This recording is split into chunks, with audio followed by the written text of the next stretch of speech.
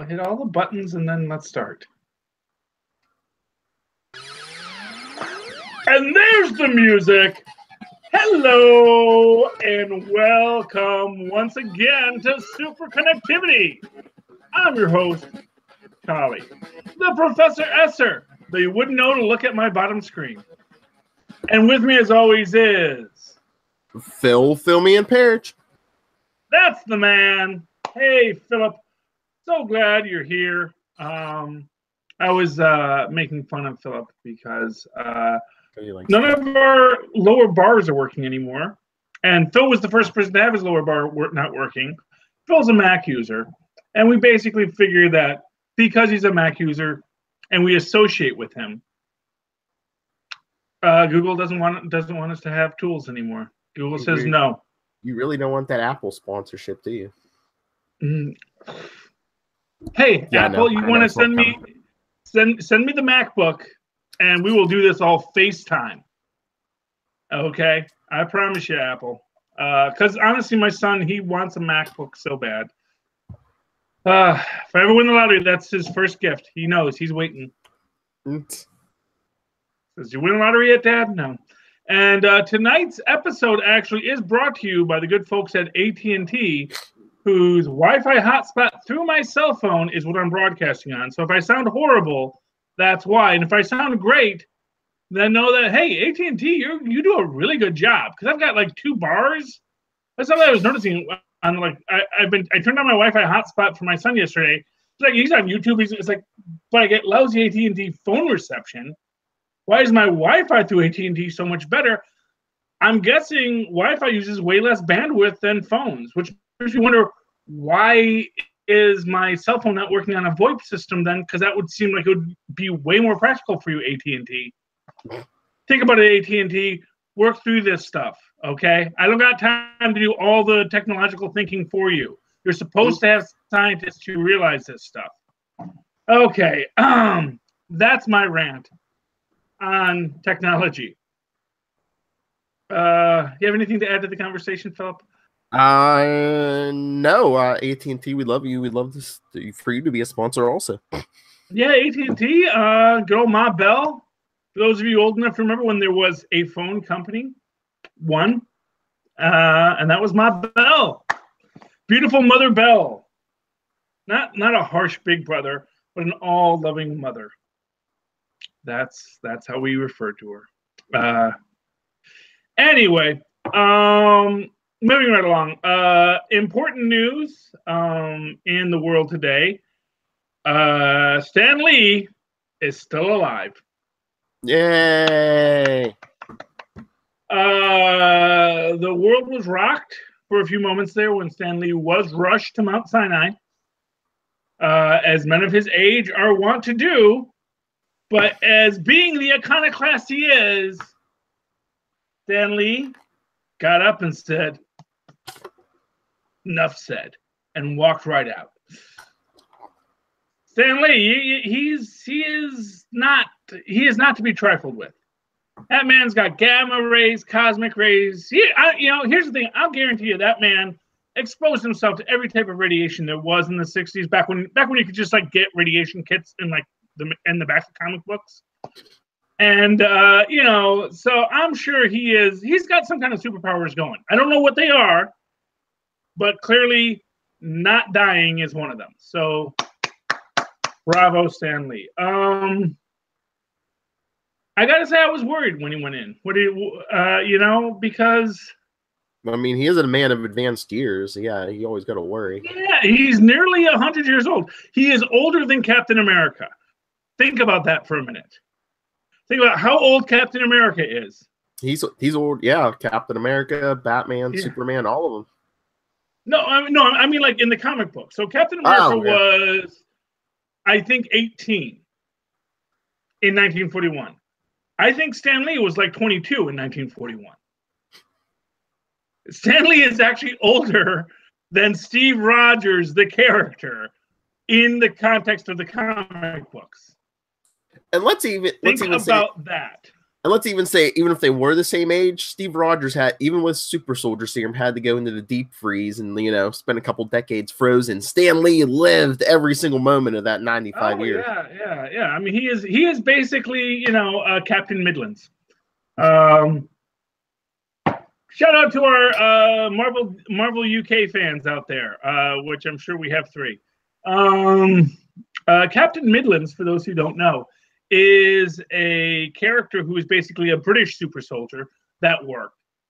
And he did eventually, I mean, he didn't go insane, but he eventually did betray his allies in MI13 because he was so sad and lonely. Because basically he was Captain America, but never went into a deep freeze. And so he was like young and virile forever.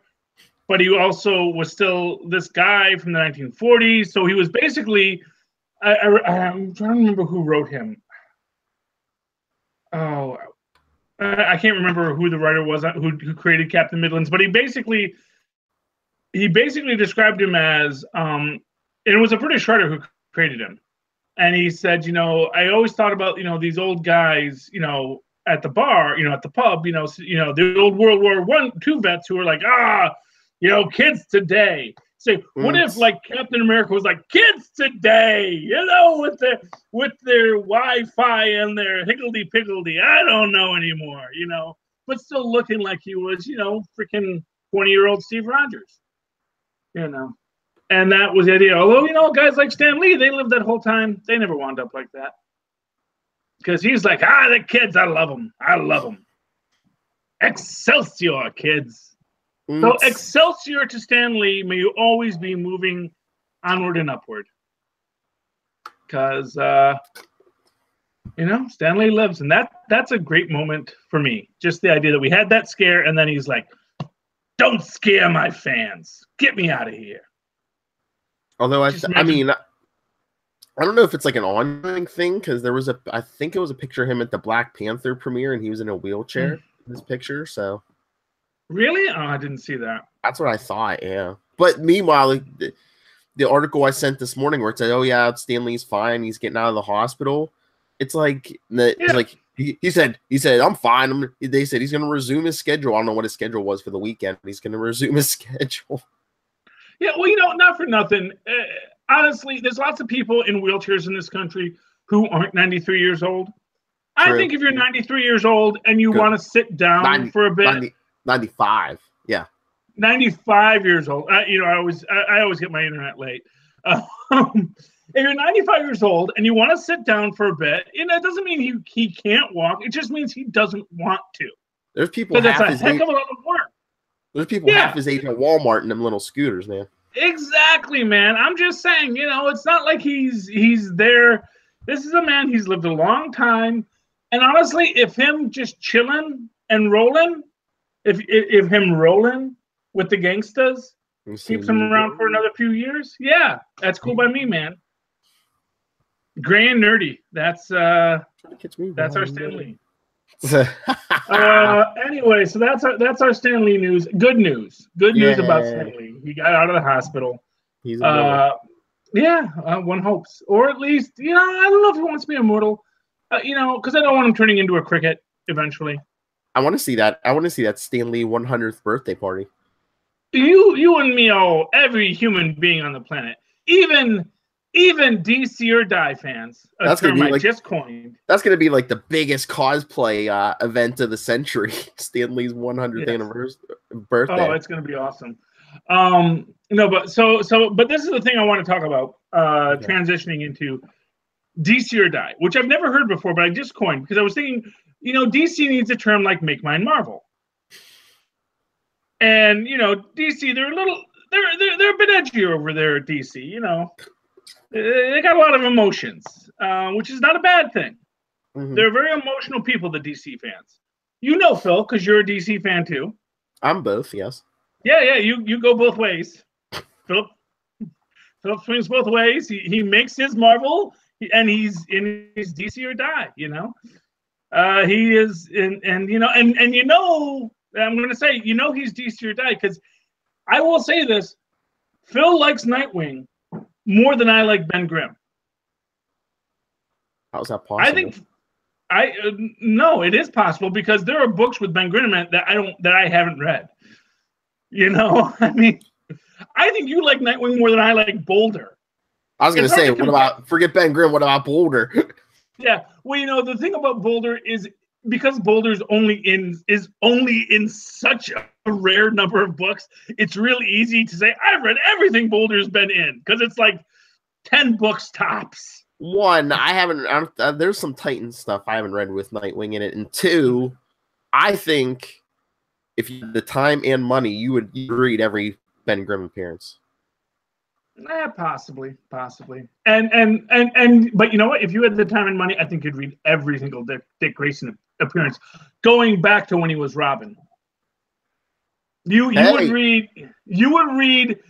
read Dick Grayson in the nightshirt laying next to Bruce Wayne in the bed in a purely heterosexual way. Hey, if nothing else, his first appearance, what is that? Detective Comics? Is it 38, I think his first appearance, I mean, it's a good investment. Oh, no. He was in Batman #1. Who? Wasn't he? He was in Batman. He was in Batman #2? Who? Robin. I believe I think it was in Batman #1. I thought it was introduced in Batman #1. I didn't think it was introduced in Detective Comics. No, it was Detective Comics. I believe it was 38, but Okay. Well, I'm not going to question you on Dick Grayson lore. That's one thing I will never do. I'm not even going to question you on Burt Ward lore, quite frankly. No, Burt Ward did this. I was, okay, that's good, Philip. I'm going to go along with you on that. And not to sidetrack us, but I think they said around Valentine's Day we should have some kind of new announcement, more details about the Nightwing movie. Okay. I believe Chris McCain, the director. How dare you? I mean, here's what I'm gonna say. Until they start releasing footage, I don't trust any comic book film to ever be made. You know, there was a comic book. Oh, I'm trying to remember the name of it, but I read it like almost every month, and it was what was it called? Was it Comics News or this is during the big '80s comic boom? But it was like a big glossy Comics News magazine, and I remember that in the very back of it, they had every current graphic fiction product being developed, from anime on down to, Howard the Duck. And you know what? Every month there was a reference to, this is what's going on with Howard the Duck. It's in development. There's a director. Some writer is going to do something.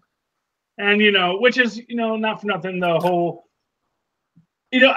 right now, Marvel can't back out of a Black Widow film, which is why I think the Black Widow film is happening.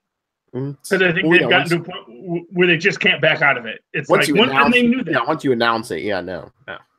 But I think that might have been why they held off on it for so long.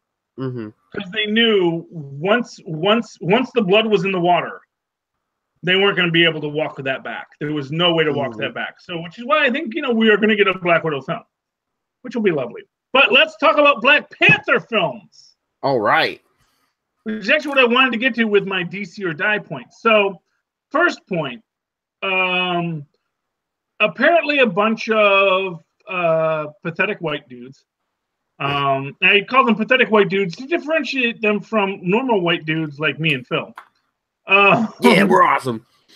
Well, I said we were normal. I didn't say we were awesome. But we basically... can watch a film with people who aren't white males and enjoy it. Oh, yeah. I can't wait for Black Panther. Oh, yeah. It's going to be great. But, 2 weeks. Apparently, these are the 2 weeks. Oh, goodness. Yeah. I hope I can afford to go. I was so excited. I had a job and then I lost it because stuff happens. You know what? You got to live with life the way it is. But anyway, so these guys, and apparently, and I found out reading into, these are the same guys that said, we're going to ruin the Metacritic score on Rotten Tomatoes for The Force Awakens, or not The Force Awakens, what was the other one? Return of the Jedi, no, not Return, Last Jedi, or maybe it was Rogue One. I don't know. One of the films that had, that dared to have a female protagonist. because they're basically very sad people who need to express how sad they are by saying things they've never seen are bad. And I don't get it. I honestly do not get it. I was trying to figure out, is this a racist thing, or is just angry DC fans that Marvel's, kicking DC's butt when it comes to the movies? No, because and what I'm going to say is this is the thing. I don't think it's just DC fans. Because I think DC fans, here's what I'm going to say. DC fans don't want to ruin Marvel. They want DC to be better. Oh yeah, I'd love to see them as popular as Marvel. Well, or even just, and you look at a guy like Tyler, who very much loved Man of Steel. He very much loved. He loves it all. He is to DC what I am to Marvel. Oh yeah. He is very much. He's in the tank. He is a DC or die guy.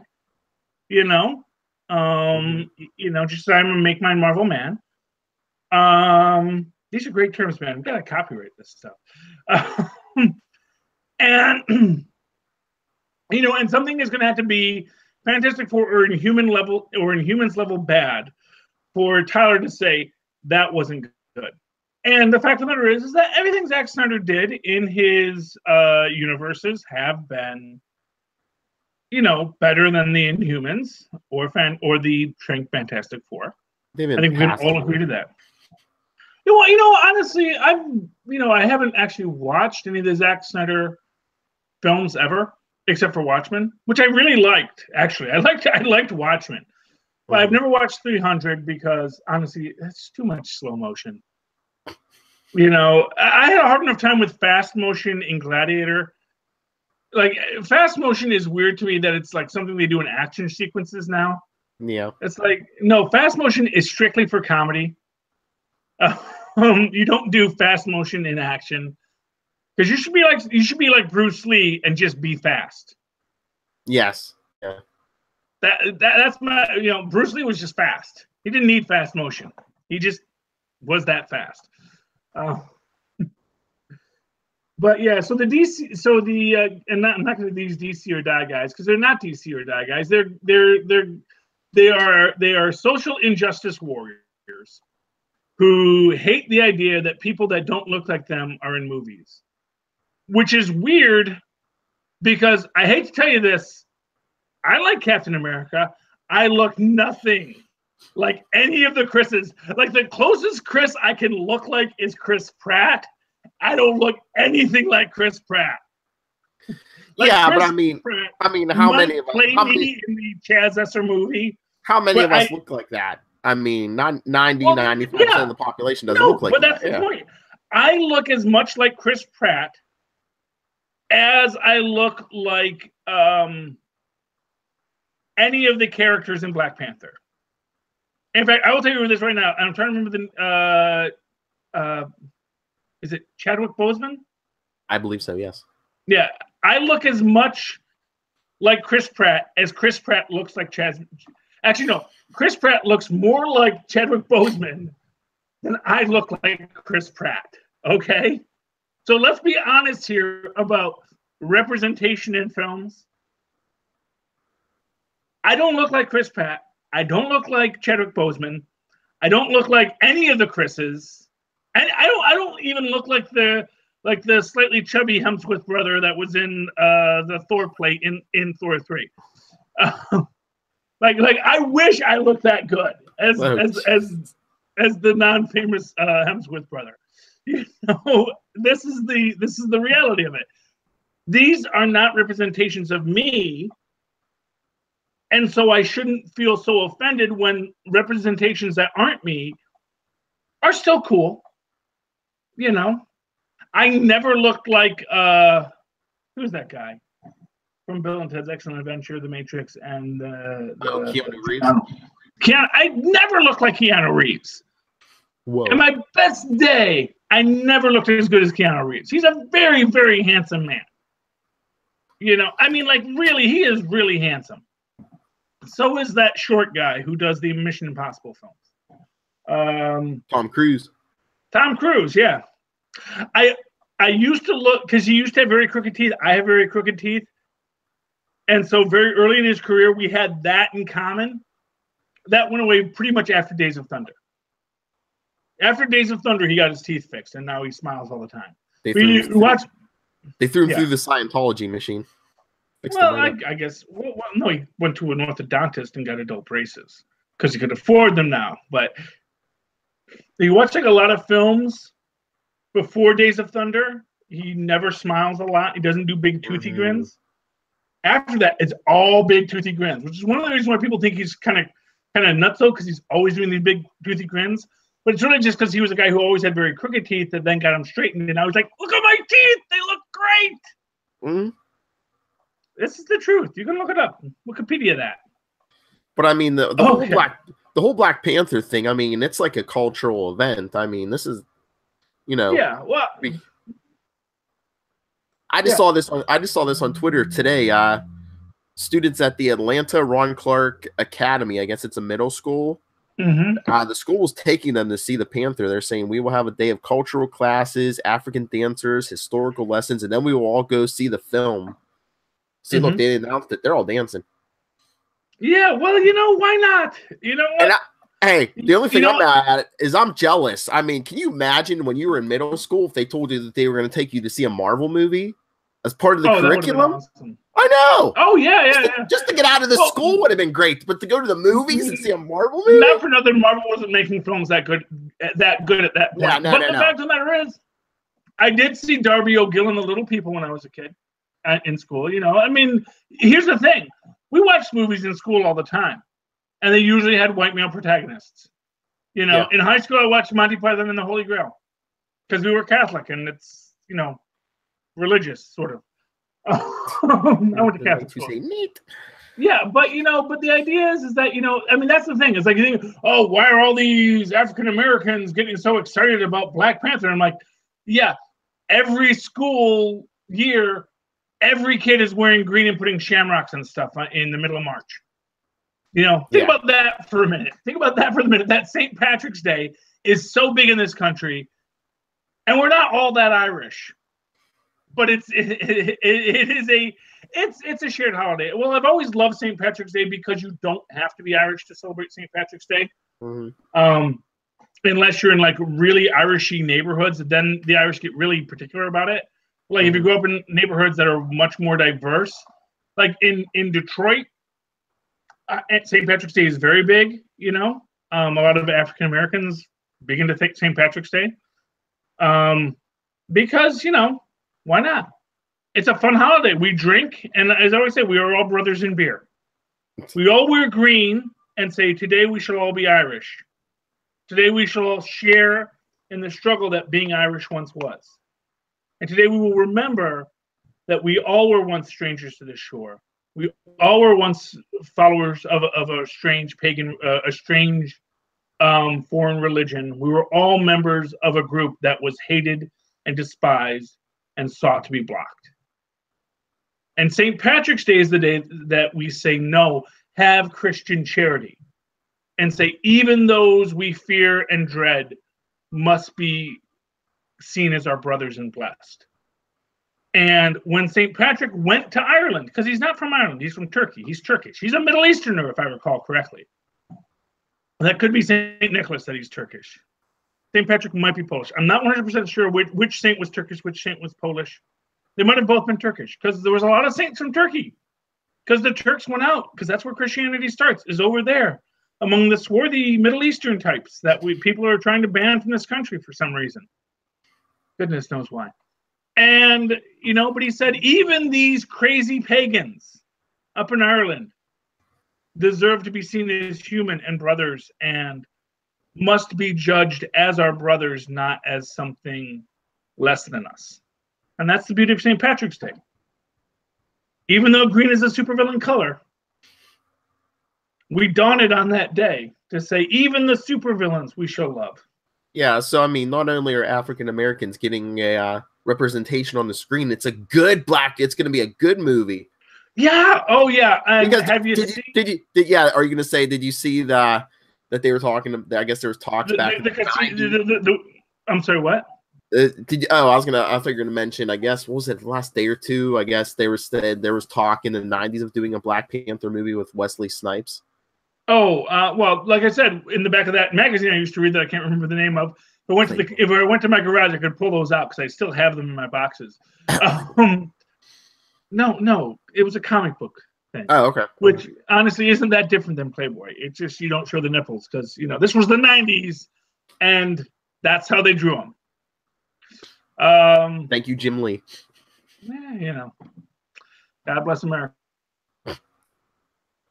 Yeah, they've always been doing that. They've always been saying this will be the next thing, and not for nothing, we were going to have a Black Widow film back in the '70s, starring some female. No, Mick Jagger's wife. Who's Mick Jagger's wife?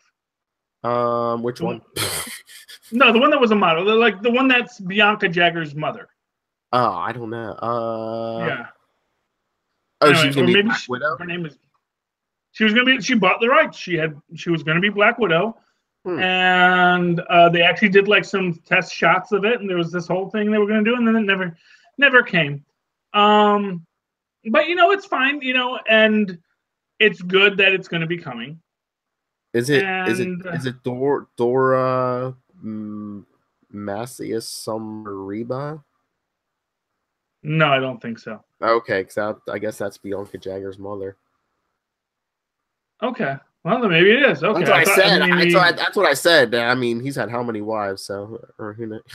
Or is Bianca Jagger Mick Jagger's daughter? Or is Bianca Jagger his wife? I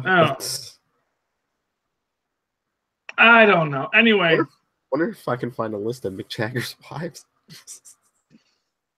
God bless Mick Jagger and all of the places his talent has been.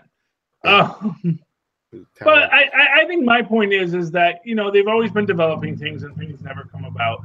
But honestly, I don't think that just because something came about in the '70s or the '60s or the '80s, it would have been bad. Mm-hmm.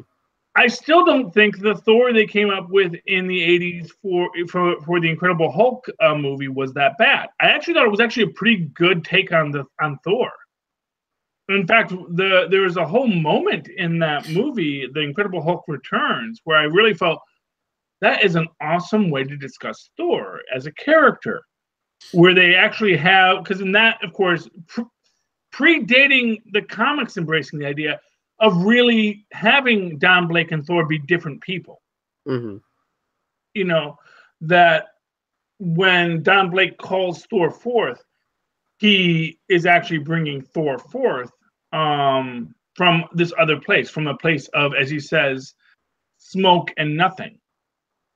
And I love the line. It says, imagine that you are there and you have no arms, and you have no heart and no blood to pump through your arms. And then one moment you are real again. And it is such a moving moment as a scene. And of course, in my mind, it's gotten more and more moving and powerful as I've not seen it in so many years. Much like many scenes that touched me in movies, where the more I think about it, the more the importance of that scene gets impressed on me. But still, it's a scene that impressed on me.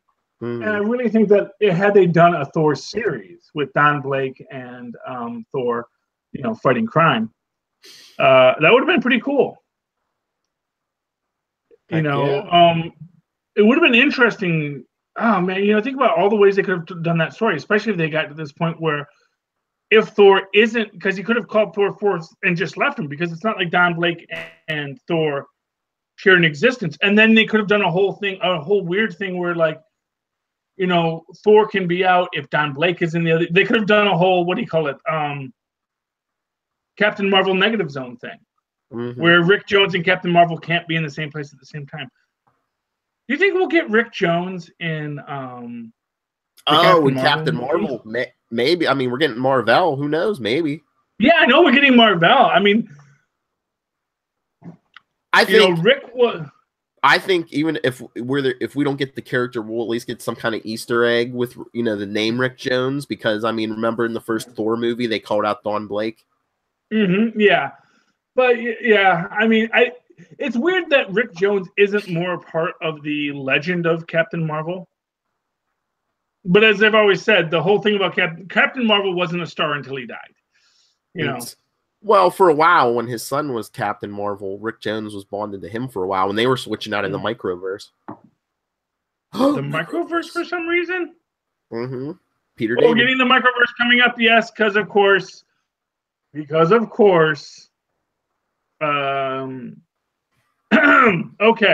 Ant-Man and the Wasp trailer. Well, let's get to Hank Pym had the foresight to ensure that a building that was being built that's going to be in the trailer. They could just walk away with it. Oh, put a handle on it. Yeah, he said, he put a miniaturized handle into it that was shrunk with Pym particles, that when the building was shrunk with Pym particles, the handle and the wheels would grow out. And so that's how he can do it, because he's Hank Pym. He does these things. Whatever he did, he knew how to set it up so that I'm going to quantumly translocate these things onto this building. It's already existing building. I can headcanon this. It does not bother me at all. You know, and nobody minded when Black Dwarf did, or was it Dwarf Star? In the last Flash episode. Oh yeah, like Dwarf Star, yeah. Yeah, did the exact same thing, and you know those writers saw that clip beforehand and said, "That's a cool idea. Let's steal it." And then of course, and nobody mentions it, but then of course Hank Pym does it. Wow, how does that? It's like, why weren't you complaining when Dwarf Star did it? You know, you shrunk a building. That doesn't make any sense. No, it doesn't. Except it doesn't make any sense that the Baxter Building flies up into space every couple of weeks. Basically, if you're a superhero and you're in a building, you design these buildings very modularly. Well, yeah, especially when your power is to shrink stuff, you always build handles and exactly. Stuff. And yeah, so we got the new Ant-Man and Wasp trailer. That looks good.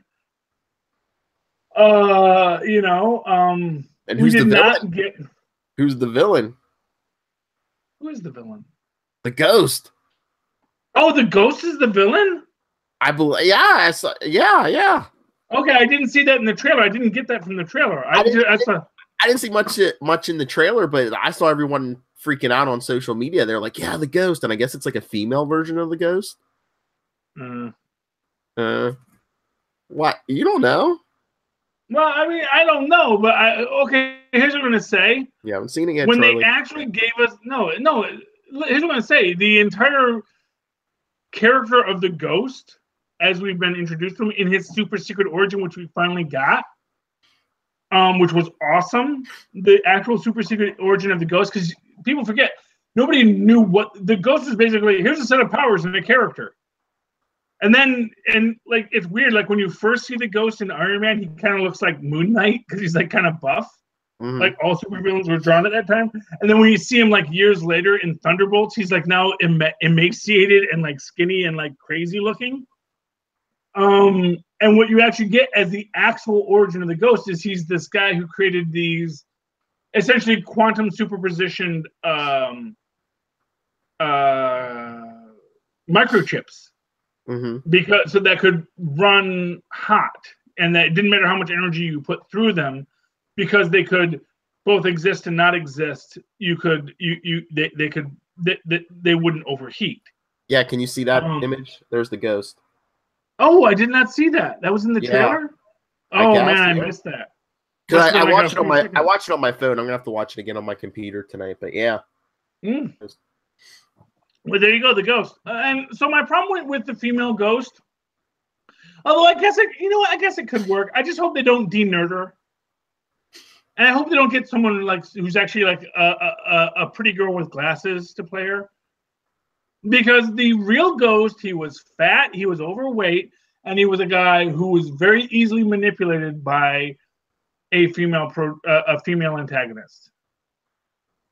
And now, I'm not saying you can't. You know who would be great is one of the girls from Broad City. If the Ghost is, do we know who's playing the Ghost? We don't know yet.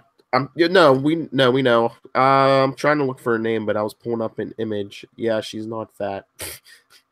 Well, she doesn't have to be. She could be Hollywood girl fat, but there. Can you see that? Yeah, no, she sucks. No, I mean, I'm sorry. Like she's too hot. Well, okay. The whole point, because you were too hot. If you're going to play the ghost, yeah, it's like it's like if you cast one of the handsome men we've mentioned earlier as Boulder. It's like that's not who Boulder is. It's like you're going to be the ghost. Be the freaking ghost. Be a nerd who's been manipulated by wealthy people who have power over you. Because he killed everybody. He killed the lady that was manipulating him with sex. He killed the people that were manipulating him with money. He killed them all. He is a sociopathic murderer. And you can do that with a female. I don't mind that.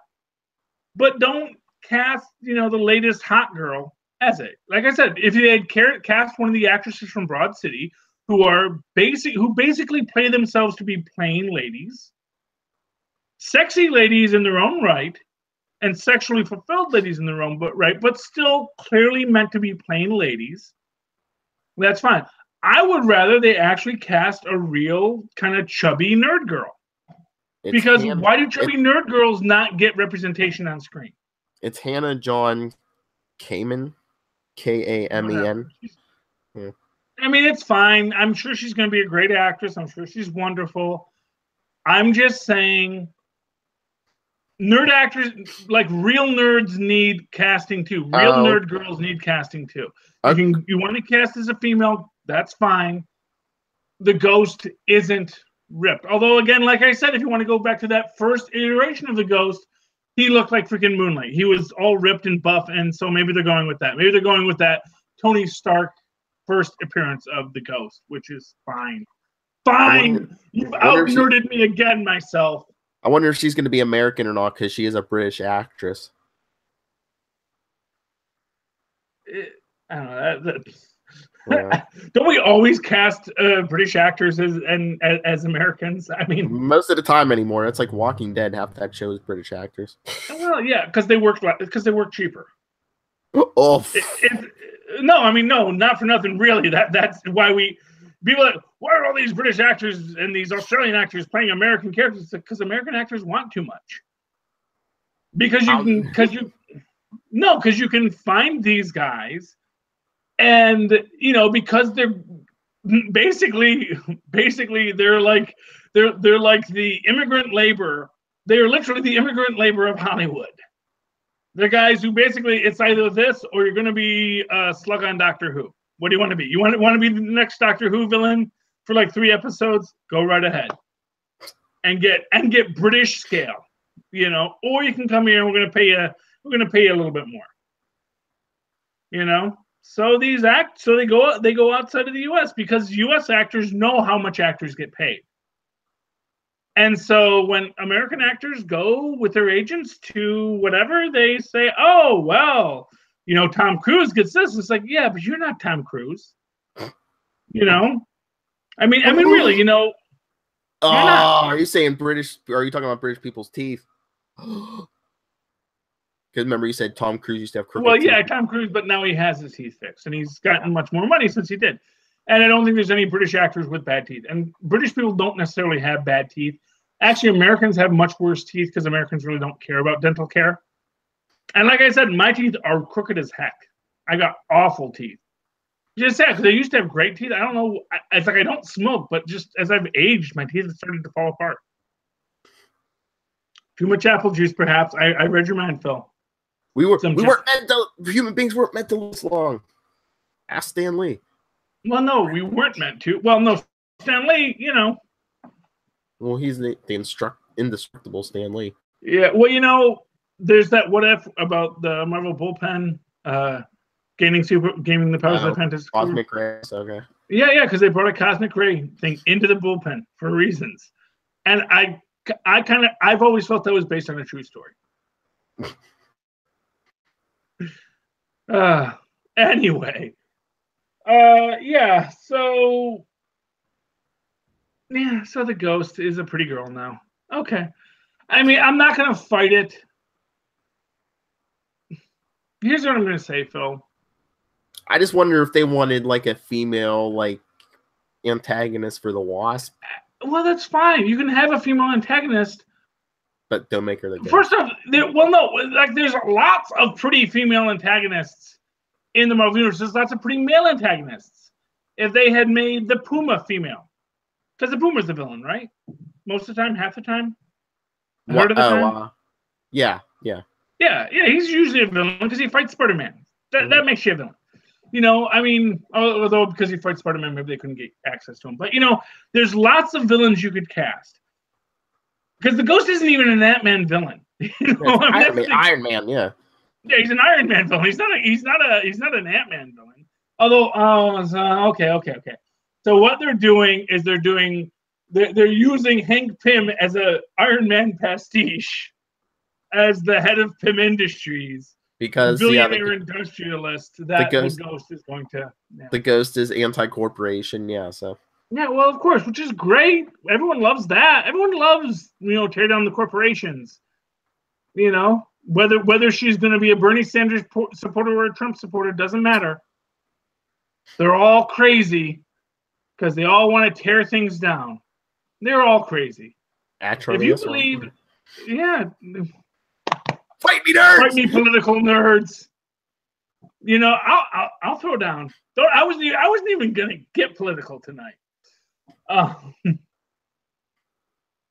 was thinking about making a whole illusion between the fervor over the dossier, not the dossier, the Nunez memo and its resulting patheticness, and worrying about Stan Lee, who is obviously immortal and is not going anywhere anytime soon. So, but I didn't. I avoided that. But yeah. But you mentioned the Ghost, and she's a very political character. Mm-hmm. So yeah, I see what they're doing. They're going to be casting Hank Pym as the Tony Stark, as like the original Tony Stark. You know. Yes. Except with a marriage that I guess was somewhat stable because they had a kid, you know? I don't know. I mean, honestly, yeah. I mean, clearly, although Howard Stark got married and had a kid too, so I guess there's some things. Now that would be interesting when you get Janet Van Dyne, Hope Pym, and Tony Stark meeting. That'll be an interesting story in the Marvel Cinematic Universe. But yeah, it is what it is. Yeah, see, I didn't even know about this Ghost thing, and that got me all off track. I'm all mad. I actually wanted to talk about the Black Panther clip where they gave the 90 minutes of was it Bilbo Baggins getting found out? Or was that Frodo getting found out at the casino where they're made? And then you see the one bodyguard rips off her wig and throws it at someone, and then another person pulls off her shoe and beats someone with it. And I was just thinking, man, this is a very black film. Based on every black comedy routine I've ever seen, the idea of taking off your wig and hitting someone with your shoe, that's a thing.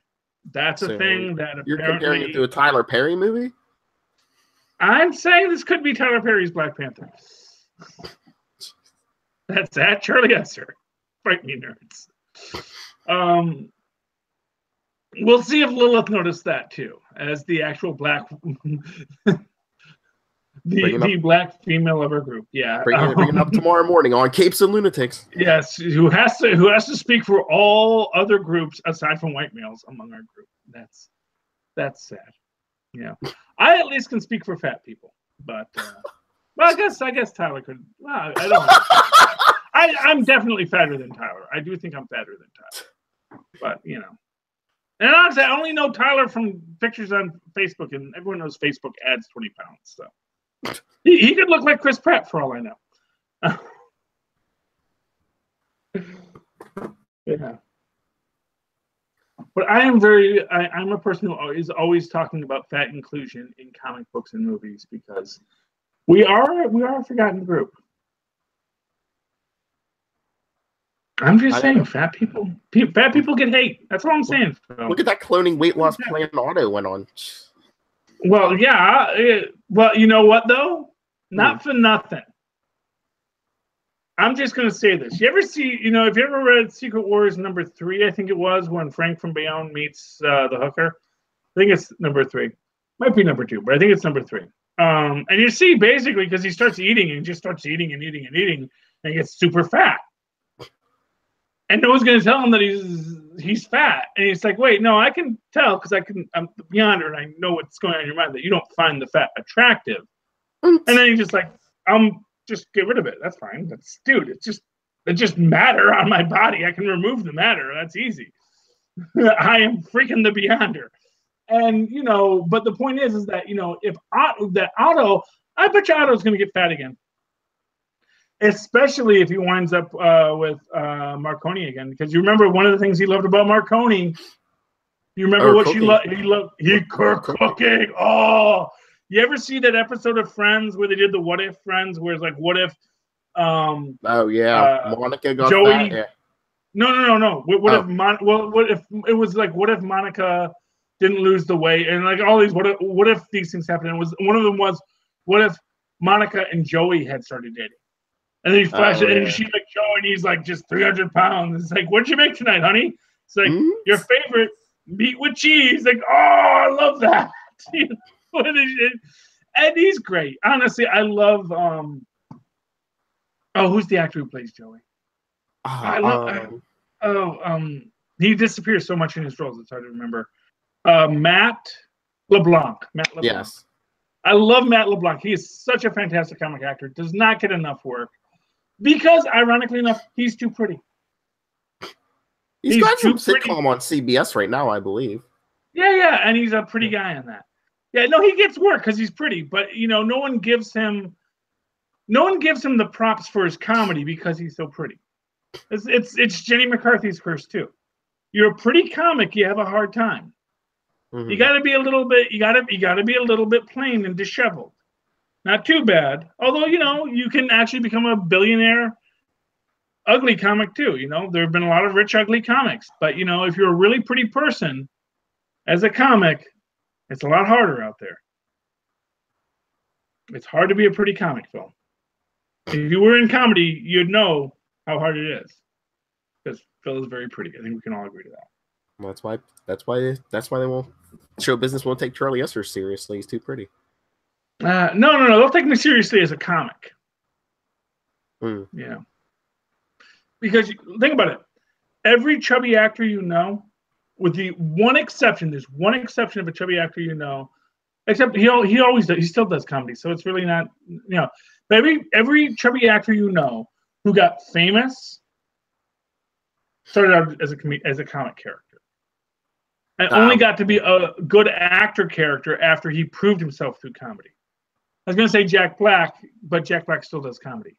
Jack Black is always done comedy. Jack Black doesn't do anything but comedy. Jonah Hill started in comedy. Jonah Hill, he can do drama now. Yeah, that's what I'm saying. But he started in comedy. And the same with who is it? Philip Seymour Hoffman. Mm-hmm.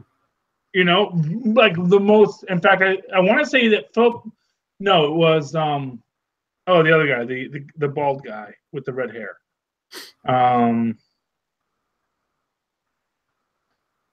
He's in everything nowadays. But there's a lot of great comic actors who are great actors, but they all had to start in comedy because they weren't conventionally attractive. But if you're conventionally attractive, like a Matt LeBlanc, and Matt LeBlanc, he puts on a couple pounds every so often, and they do like jokes about, oh, I'm fat Matt LeBlanc. Like, oh, he's Matt LeBlanc. It's like, he's still Matt LeBlanc. It's sort of like when Ryan Reynolds is Deadpool, and it's like, you know, you really have great bone structure. You know, it's like, yeah, your face is a little blotchy. You know? Basically, the horrible mutation that Deadpool has in the films is he's kind of got acne. You know? Yeah. Deadpool basically needs some Oxy-10. That is literally the extent of I'm a horrible disfigured monster. It's like, just get some Oxy-10. Really, really, really do. That'll clear that right out. You know? Yeah. You know, maybe put a little foundation down. It's not that bad. Your bone structure is fantastic because Ryan Reynolds is a really beautiful man. one of the few beautiful people who was able to make his way in comedy and be a success in comedy. But mostly because he was so beautiful that he could play beautiful dorks and beautiful jerks. He could play 80s villain characters, you know, the beautiful guys, but then who get their comeuppance. So, you know, there's a whole spectrum here. Okay. All right, let's wrap it up because let's wrap it up, Phil. Anything else? No, I believe that's it. That's all we got. That's all there is. There ain't no more. So quit your knocking at my door. Philip, how can people talk to you? Well, if you want to get a hold of me, nightwingpdp@gmail.com. On Twitter, I am at nightwingpdp. Capes and Lunatics @gmail.com. And our voicemail 614-382-2737. That's 614-38-Capes. Stay tuned. Coming up on... Hold on, in a few minutes, Wade's World and Newcastle Crew. Tomorrow morning, Capes and Lunatics. Tuesday night, 7 p.m. Eastern. You can watch Charlie Esser, Ask Mark Wade in person. Who is Voyager? And we all know who Voyager is. Okay, I'm not going to ruin it because it's going to be an obvious spoiler. You can see him confirm it. And we're going to say, look, we all know who Voyager is, so we're not even going to discuss it. We've already talked about it in earlier episodes. Yeah. We all know, so it's not even worth mentioning. So Charlie, and honestly, if I tell him, he's going to be like, "Oh, no, that's not what it is." And they go, "We have to pull all those off the production line quickly. I have to make a call. I have to cut this short. I have something important to do. Totally related to what you just said." But in the meantime, you can always write to me at an old-fashioned email way at superconnectivityblog@gmail.com. That's superconnectivityblog, all one word, @gmail.com. And of course, follow me on Twitters. And I don't live tweet much of anything anymore because I don't have cable anymore. Because apparently cable wants you to pay money to watch their shows. And unfortunately, my digital TV doesn't get in 7 or 11, which is ABC and CW here in New Jersey. So I can't live tweet the shows I normally would. Trying to find my workaround, but we're working on it. Okay, but you can follow me when I do other things, which might be sometime at Charlie Esser at CharlieEsser. Okay, Philip and me. That's our show. You people out there, thank you for connecting with us. Please super connect with us again. That's the little disjointed, but not too bad. I know, that was great. Yeah, well, you know, I got to everything I wanted to talk about, you know, and if I'd actually watched The Runaways or anything like that, we could have talked about that. Insulted all British actors. I didn't insult them. I said that they were cheaper than American actors because they're British. You are cheap.